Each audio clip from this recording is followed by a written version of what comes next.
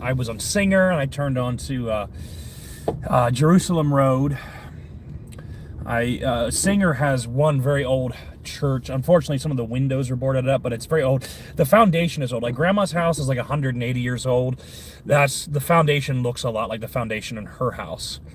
Of the one church. Over here, you have some old buildings. You see, like, of course, the one looks like it's been heavily renovated, which takes away a lot from the old methods used to build the houses, which I think are much more prominent and beautiful. I would personally, if I was ever to be involved in any of these kind of renovations, I would suggest minimal renovations, but sometimes, renovations do seem to be needed regardless. I mean, in any case, you see the old buildings here. I don't think I've actually hiked here since my second undergraduate degree, but it's just beautiful to come by here and see this, going from Singer to Jerusalem Road. And I didn't even know, I think I've seen that church on Singer Road before, but it's just so gorgeous, the architecture.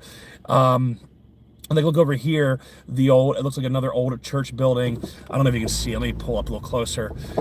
Clearly the wood has been dismantled, possibly parts of the brick might have been dismantled. I'm actually not even sure how old that is. Let me take a look. Yeah, okay, it's been built onto, so definitely very old. I was thinking the style looks a little bit more contemporary, but you can see like the older style being built around later. So it could still, I don't know how old it is, but you could probably figure maybe like 100 years or so, maybe, I don't know. Of course, the way the rocks are laid, it could be very contemporary. It's hard to tell sometimes with some of these buildings. Like the building over here, though, you can see like the age on the building. Let me pull it over a little bit. Like that house, obviously there's been some additions. Like that might have been added in like the 60s or 70s. Like the roof might have been fixed very recently, but like you see that old siding there with the and the other part might have been added later, or it might have been or it might have been rebuilt or restored from an older foundation. But you see those rocks there, you can tell that's definitely old. That's definitely old. Like grandma's house is like 180 years old, something like that. And her house, now my sister's house, she did a lot of the renovating herself. I mean, it was her house, and I don't blame her for it. I personally wouldn't have done all that, but I also understand where she was coming from, especially when she got older. But she wanted, more room, things like that. I get that. But the foundation stones are just so obviously very old. Grandpa's house, I think, is about 200 years old, and of course they added significant expansions to it. But like parts of the foundation, again, you can tell how they're very old. I don't know what the oldest part of the house is. I would presume it's part of the foundation. I'd presume some of the older parts of the house have been, pasted over with wood and this or that. But no, it's just beautiful. And like that house is definitely new. Even the chimneys look new. Although it could have been another renovation. But yeah, I haven't hiked here since not even my second undergrad. I said my second. Let me get out of their way.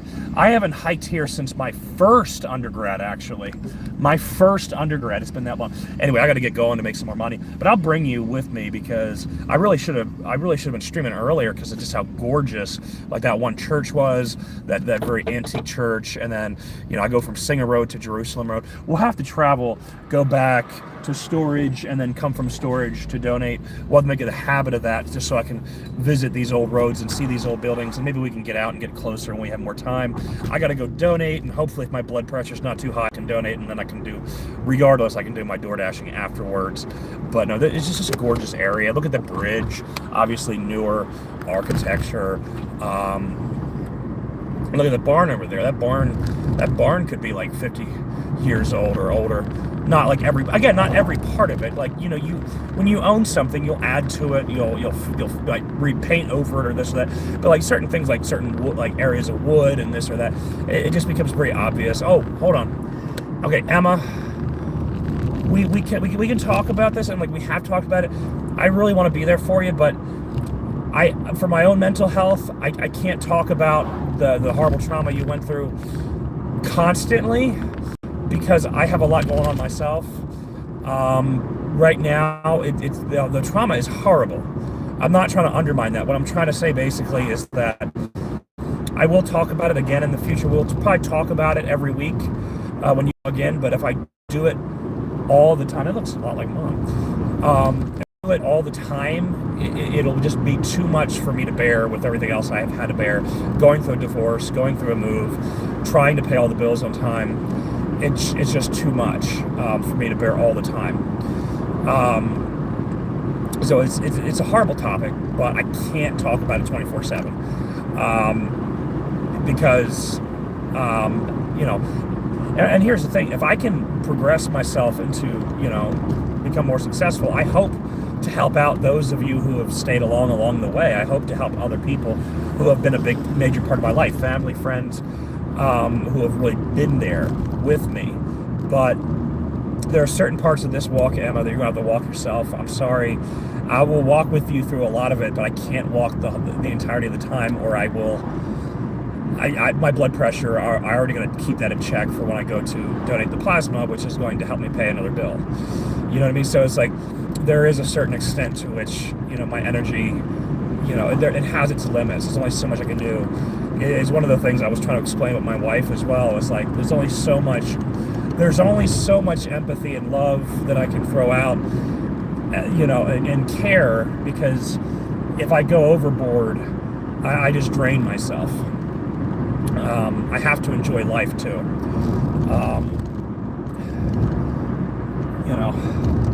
And speaking of enjoying life, look at some of these buildings. Here's another good church. Look at that. It has a graveyard. I love that entrance. Is that Grandma's old church? No. We're not. I don't think we're anywhere near Grandma's church. No. That's the other one that kind of looks like Grandma's church. And hers isn't on the side of a hill like that either. So yeah, no, that's not Grandma's church.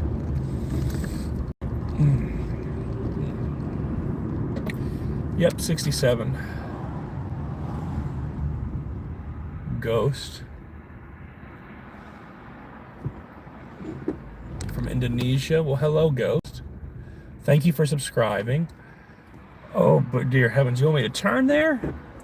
I don't know if we're gonna... I might just go a different way, because is that where Jones Junction is, where I bought this car at? It might be. I think it actually is close to that. I might have to actually turn the other way, because I want to turn this way, but there's just too many vehicles. I don't know if it'll be possible. Yeah. Guy behind me is waiting very patiently. I guess it is now. Okay, there we go. I love when they have the old, there's some more old rocks right there. Very old. Very old. I don't think you saw it. It's to my left, holding the area for the cars. I love this home, the way they built that with the balcony. That's gorgeous. Or actually, I think it's another car dealership, actually, but beautiful. Could be easily used as a house. Yeah, back there. Like Bel Air and like the surrounding region and like parts of Baltimore, just so much old architecture that still survives. Some of it in certain parts might be over 200 years old. A lot of it like 200, 150, 100 years old. A lot of old architecture. That's why when people get rid of it just for like, well, I want to profit off of this and that, I don't like that. I don't think it's worth the money. I think a lot of this stuff has a lot of history, a lot of beauty, because the older architecture adds so much more beauty and aesthetic and beneficial aesthetic than a lot of this old, like newer stuff. A lot of newer architecture is just done very cheap. It's done quickly, and I get that, because the vast majority of people trying to make a quick buck are trying to save money. We're not talking about rich people. We're often talking about people who might be able to spend, like $300,000, $500,000, or even $1 million on business loans, but with regard to like their actual savings, they're not rich people usually. So they're not gonna, and they often don't live in those areas. So like the amount of care is not going to be as much as it was when you had people in horse and buggy living where they were building, and oftentimes the people building these things were very rich. So like that's a big difference when when it comes to how architecture is done. But yeah, I'd much rather buy a house that's old and a little bit dilapidated, but that has so much history and so much beauty to it, and the fixes are doable, than buy one of these brand new houses at like 3 times the price. That don't look as good, that seem cheap. and off in Archie. To my left here is another park that I had we hiked at for my first undergrad. It's very interesting. You had to take an exercise class to get your degree. Now, I wanted to do a retro, what's it called? Retro transfer. They call it a retro transfer or something like that. I think it is called a retro transfer. It's something with RE in it, indicating that it's in the past or going backward, which is what I had planned to do because I transferred my stuff from my second undergrad back to the school of my first undergrad, but they had added an additional class that you now have to pass, which was like sensitivity training or something. And it's like, how is that necessary for my degree? It wouldn't be. It's just something they added that you have to take now. So I'd have to actually take that to get my second undergraduate, which I normally would have been able. It isn't retro. The word went through my mind real quick. But yeah, otherwise you would have just been able to reverse transfer. That's what it's called, reverse transfer. But I would have been able through a reverse transfer just to have been able to get the degree. And like, there's no possibility of that now. Without having to take a class, which would be a whole semester. And in my mind, it would be very unnecessary. Because I have the credits there and from the other school, Now, would I be able to transfer that kind of from somewhere else, like something online at my own pace, that from an accredited institution? Sure, but then I'd have to pay money for that, Whereas Harvard Community College, I could just do FAFSA. So yeah, it doesn't. In the time being, right now, it's just getting work done. Once I have more money, once I get my Q's and dots and everything, once I get everything sorted out, it'll be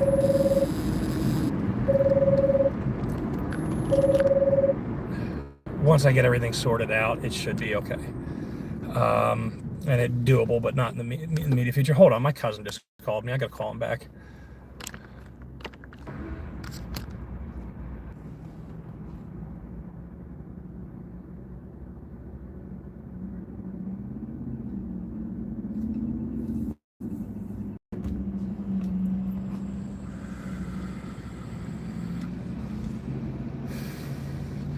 I'm back, y'all.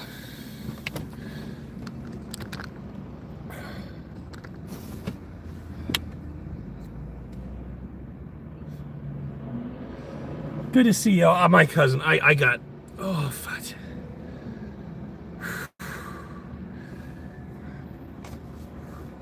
My boss was trying to make sure I had my hours in, which was very, very sweet of him, but the problem that arose was that I'm actually going right now to make some serious money donating plasma, and it would be way more than I would make at Walmart. And yeah, well, I mean, not way more, but like in about, like, between the drive and everything, like a 3-hour, 2 to 3 hour thing, I'm making like $100, and then I can do my door dashing and make more money. Now, he still wants me to come in tonight. I don't know. I'm kind of debating that because I also need the DoorDash money because I don't get paid until like the week after the month ends. I need money to pay my bills now. So like the idea of me going in instead of door dashing to me seems a bit ridiculous because I just can't. It's just not feasible right now. I need to make the money now. Now, my coach, who was a sweetheart, he gave me today to work, so I got all my hours, and that was so sweet of him. It's just, depending on this time of year, especially like Thanksgiving, I make way, way, way more money doing like things like, I think, like DoorDash, because I think if I get like 3 or 4 orders at a time in the app, because they'll do that. You want to add this order, you want to add that one. So if I'm making all this extra money and all these tips from people coming from out of state and out of town, the potential in comparison to working at Walmart, there's a potential to make like $20 to $30 an hour, I think, if I get the right amount of tips and the right amount of orders at the right times.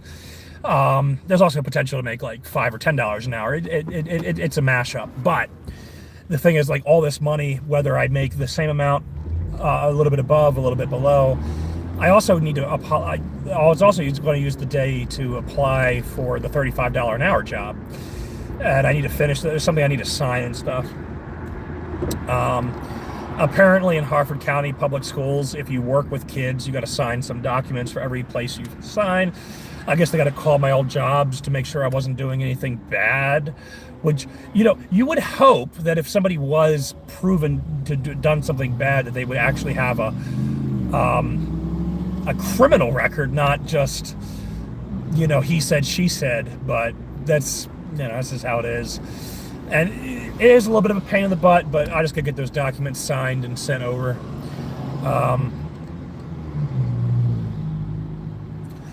But yeah, I guess like even if I'm teaching at the high school level, whatever it would end up being, as long as they're like they're people that are below 18, I think they have to do that by like Harford County law. I don't think it's the same with I think Cecil County has to obey Harford County public school law because I'm applying from Harford County. So I think that's essentially what they're looking at. I know this is boring, guys. I know. I like lost a ton of people. I know it's all boring. I know, but it's important to me. They try to keep my nerves down because otherwise I won't be able to donate. But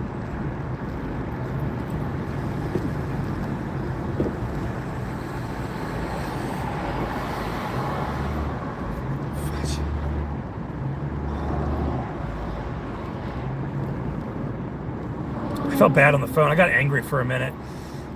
I kind of figured it would be something like this.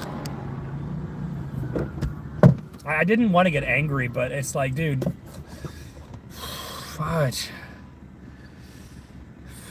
When my day's off, like, I'm trying to make money. Fudge. Trying to make money.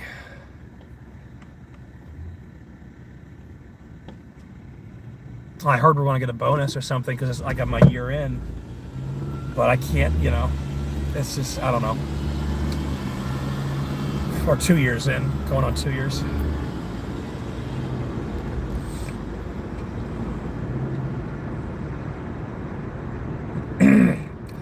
I want my voice back, but I can't.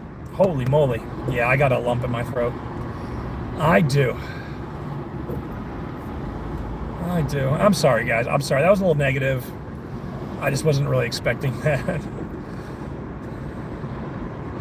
It's hard right now. I mean, one of the things is like I try to keep a positive attitude, but you have to remember I am still going through a divorce, right? Like that's not easy. So, like you have to remember, like I try to be positive because I love the people in my life, but you also have to remember that I am going through a lot. So, it's like it's not going to be. There are going to be lapses. I'm going to try not to, but there are going to be times I think when I unfortunately drop the ball. I'm trying not to. Of course, I'm always trying not to, but it's not an excuse, right? It doesn't mean I'm not accountable for those actions, but I do want you to understand that is a major contributing factor. Going through divorce is not easy.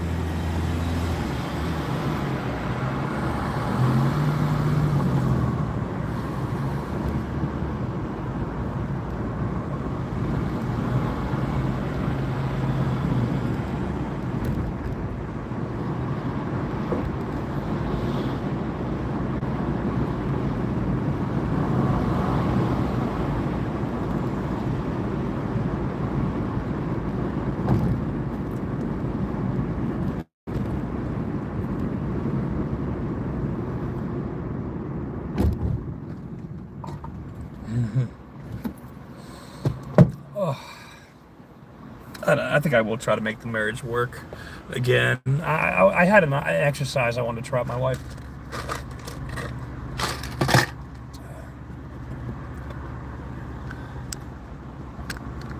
One of the biggest roadblocks to our communication lies in the lack of a shared language.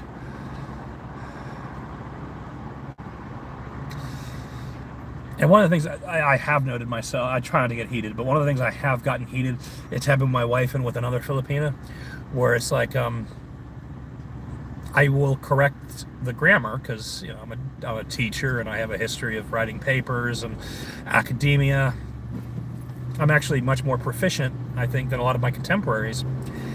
in English application. Of course, common vernacular, I'll use common dialects, but when I'm writing, or if I'm speaking in a professional setting, there are times I'll make some pretty big efforts to, speak in, standard American English. And one of the things that kind of irks me to no ends, and I'm trying to keep my patience more these days, but is when somebody whose native language is not English and they try to correct you, and you're like, no, that's not, you're wrong, that's not correct. And then they try to insist that, no, that is what the word or the expression or the phrase means. And you're like, no, that is not. I am a native speaker. Because just imagine if I were to say in Tagalog that, no, this is how we say it, this is what this means. I'd be like, well, no. It's like somebody else would be like, well, I speak Tagalog, or I speak Cebuano, or I speak Spanish, and that is incorrect. That's why, when I'm speaking in Spanish, if someone corrects my grammar, I take it. I take it as a learning moment, because I know that my grammar isn't perfect in Spanish. Sure, I can speak it, but I know it's not always correct. But, it kind of irks me, people who don't speak that much English, but they speak enough to communicate. It's kind of like me in Spanish. It's there are a lot of things I don't know, but I speak enough to communicate. When someone corrects you, it's not always, it's often,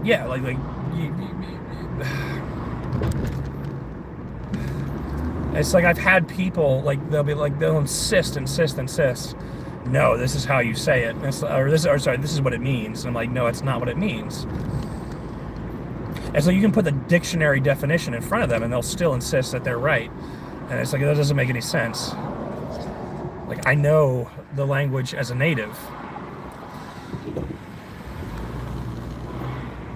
And as an academic. And it doesn't mean that you're it's not necessarily you're terrible because you missed. No, it's you're speaking two languages. So first of all, that's impressive. It's not meant to demean you, but it is meant to correct the grammar. It's well, I was confused because you said this and that's not how you say it. But then a lot of people will be like, well, no, that is how we say it. I'm like, no, that's not correct.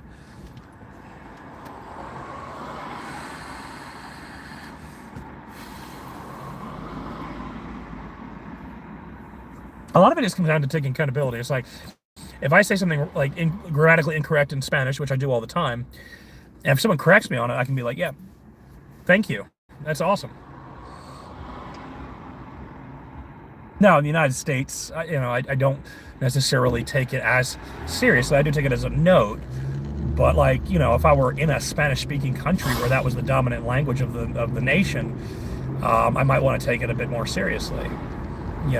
Because the opportunities to learn it might not come quickly enough if you don't take it seriously enough before you might miscommunicate something to several people, So that's kind of a big part of the difference. Is if you're serving speakers of a certain language, it's very good to try to become as proficient as you can. But I understand it's not always possible. It's just, it just bugs me. It's that is what that is the incorrect. That is incorrect. It's all I'm looking for is you to admit that, yeah, that is incorrect, but I don't know how else to say it or something like that. That's fine. I don't have a problem with that. I really don't have a problem with that. I think that's a pretty reasonable place to be. But being no, it definitely is this. It's what you mean? What you talking about, Willis? I was going to turn the camera. They started driving again. Gorgeous church on the left here, very old. I don't think it's as old as some of the other buildings here, but it's pretty old. Very beautiful. Partially because this place is so old. It's very bumpy. But a lot of it comes down to just not having the money, the tax funds to fix a lot of these roads up. And in lower income areas are going to be lower taxes as well that are going to be able to be taken, which means that they're going to have less money to utilize for these kinds of endeavors. It's fascinating too. It's like it's kind of beautiful. I mean, it's incredibly beautiful and mysterious in its own way. Like these houses here, like these are gorgeous houses. The issue, I think, the main issue is like if you live in Baltimore, the chances of someone breaking into your house and stealing your stuff is pretty high.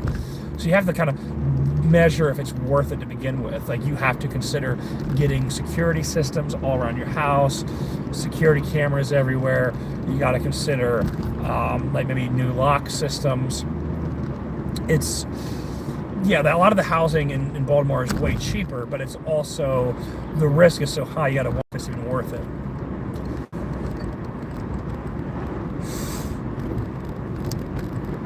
Now, great grandma Soltowski, she kept her house in Baltimore until she passed away. She lived in Baltimore until the last moment of her life, and same thing with Grandma Guckenberger, but she wasn't in Baltimore. She left Baltimore. But and Grandpa, that's what they're gonna have with Grandpa too, where they just decide they want to live in the house that they've made their home for the last, however many years. That's a beautiful way to go. That's a beautiful way to go.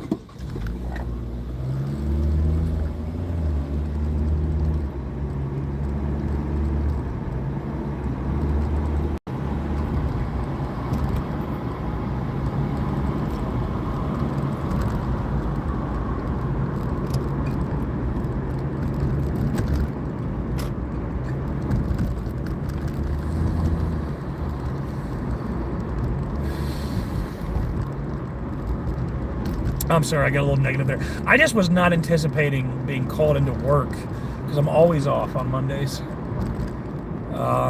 So I didn't know that was going to be a thing that I hadn't even thought about Thanksgiving. I will try to come in. I will try to come in today, I think, but I really need to make some of this money because some of these bills just need to get paid. The next Walmart paycheck. Oh, fudge, hold on.